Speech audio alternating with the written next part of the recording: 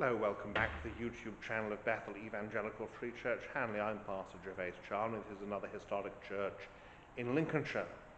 This is the next church heading north from Caythorpe, and this is the church at Fulbeck. It has Anglo-Saxon origins, enlarged in the 13th, 14th and 15th centuries. And so as we look around, we shall see some of the important features. It's closely linked, has been closely linked historically with Fulbeck Hall, which is very nearby. And so many of the memorials and some of the other features are associated with the hall. So let's have a look around.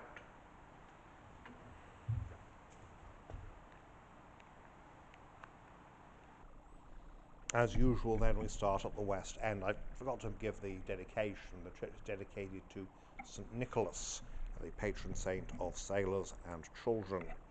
And we can see here it's your typical English country church with twin aisles and then your central nave.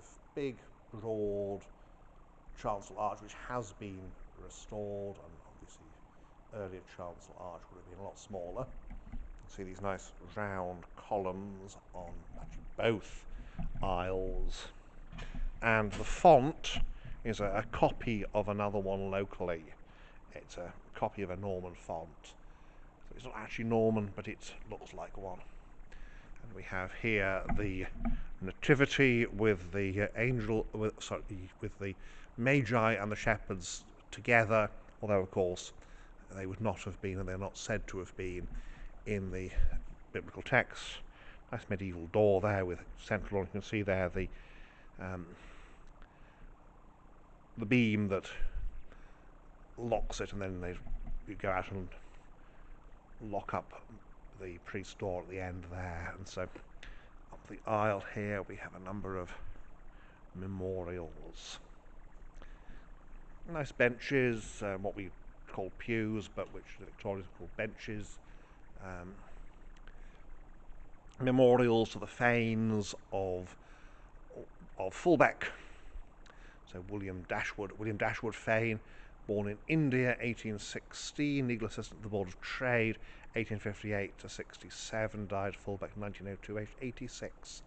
Eldest son of William Fane, who was the sixth son of the Honourable Henry Fane of Fulbeck. And so many and various memorials associated with the big house here, particularly the Fanes. You can see here this big memorial, Neville Fane, Lieutenant R.N., fifth son of the Honourable Henry Fane, and the Reverend Edward Fane, 55 years rector of Fulbeck. Very common for younger son who went into the church, as they said, to be then vicar or the rector of the local parish church. Francis Christopher Fane served in the Royal Navy 1916 to 20, and then Merchant Navy 44 to 46, and indeed into 47, because his ship was lost at Hull House near Ailsa Craig, 17th of June 1947. And we have various army men here: Colonel Charles Fane, Major General Sir Vere Bonamy Fane, and General Sir Henry Fane, who was Commander-in-Chief of the armies in India, for what that's worth. General Mildmay Fane served in the Peninsula at the Battle of Victoria, Sultan captured San Sebastian and the Battle of the Nile, the Battle of the Nive, also the campaign of 1815, including the Battle of Quatre Bras, in which he was wounded. So served under Wellington, and there we have the Ascension window. Pulpit is relatively small, rather elegant.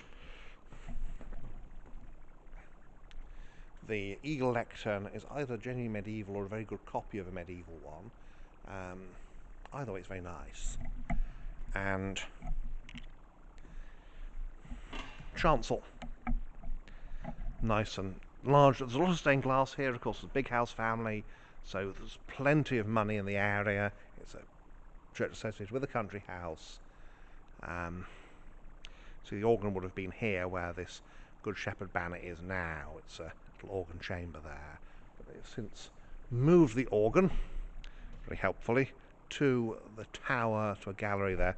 Underneath is a bell that comes from HMS Fulbeck, I believe, which would have been one of the smaller craft. Just give us there a little bit of Norman work, probably part of the decoration of the church at that time.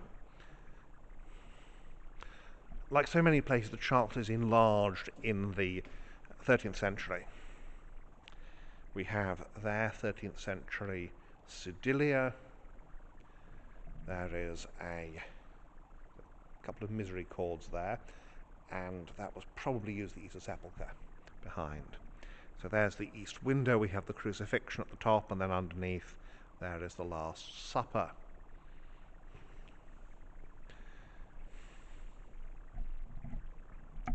And to do with the resurrection there, and we turn around and can see it's a really elegant building, being very well cared for, as many of these country house churches were.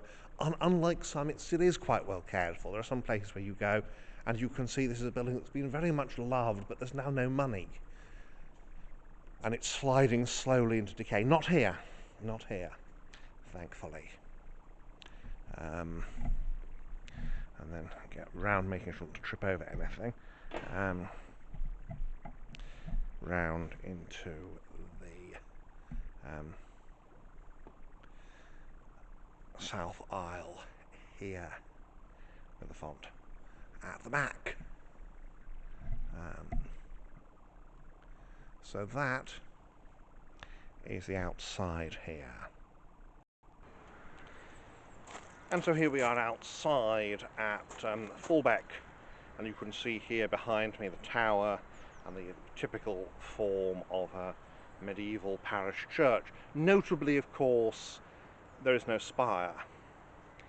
Although it does have Anglo-Saxon origins, what you can see is primarily of the later work, because of course it's been extended. The Anglo-Saxon building will be the nave, and the rest has then been added on. So let's have a look around the outside. So here we go, we're by the south churchyard gate here, and as with a lot of building, the chancel has been very much restored by the Victorians. Chancels, as noted in other videos, were often allowed to fall into decay after the Reformation because they weren't really used for very much after that in many cases. Some were used as schools, which of course kept them going, others not so much. We have your very typical for this area 15th century clerestory, Ancaster stone, pinnacles, and again emphasising the money here. And this is an important village. It's one of these ones on the Cliff Road between Grantham and Lincoln. Crunch, crunch through the dry leaves there. That's the porch. As I noted before, porches could be very important in medieval churches because things happened there. They could use them for meetings, only small ones, and the first part of the wedding service took place here. We can see here that door with its inner door, that's a medieval door, and round here to the tower.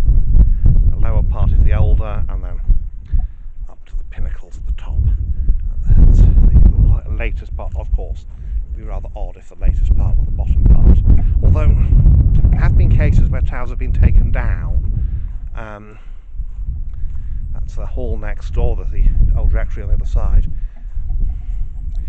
Tower door, and the church itself is actually quite a narrow space with most of the graves, most of the churchyard, to the east. It's sandwiched between the grounds of the old rectory and of the hall, and I'm not going to try to go down that step there, so we shall resume at the east end.